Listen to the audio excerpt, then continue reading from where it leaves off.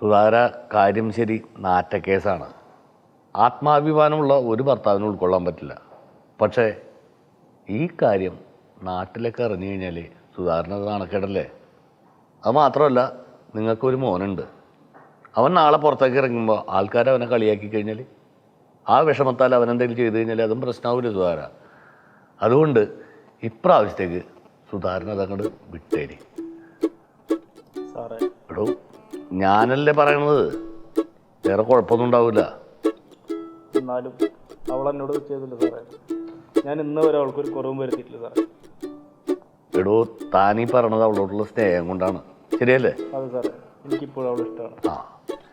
ഇഷ്ടമുള്ളൊരു തെറ്റ് ചെയ്ത് കഴിഞ്ഞാൽ നമ്മൾ ആ തെറ്റ് കണ്ടില്ല എന്നിട്ട് വെച്ചേക്കണം. നമ്മളൊന്ന് ക്ഷമിച്ചേക്കണം. ക്ഷമിച്ചാൽ തീരാവുന്ന പ്രശ്നങ്ങളേ ഉള്ളൂ കേട്ടോ.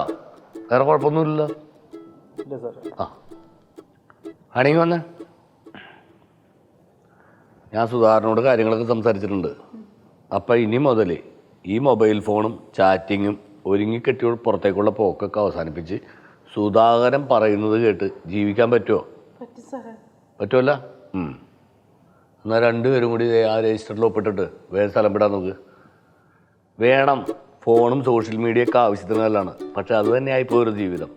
അങ്ങനെ വരുമ്പോൾ എളുപ്പത്തിൽ ചതിക്കുഴിയിൽ വീഴാനും പറ്റിക്കപ്പെടാനും സാധ്യത കൂടുതലാണ്.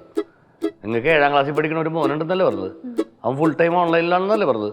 അവനെ കൂടി ഒന്ന് ശ്രദ്ധിച്ചോ.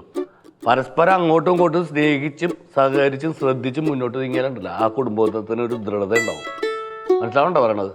അപ്പോൾ കഴിഞ്ഞതെല്ലാം മറന്നിട്ട് രണ്ടുപേരും കൂടി സുഖമായിട്ട് ജീവിക്കാൻ നോക്ക്. ചെല്ല് സുധാര. അപ്പോൾ പറഞ്ഞതുപോലെ കേട്ടോ.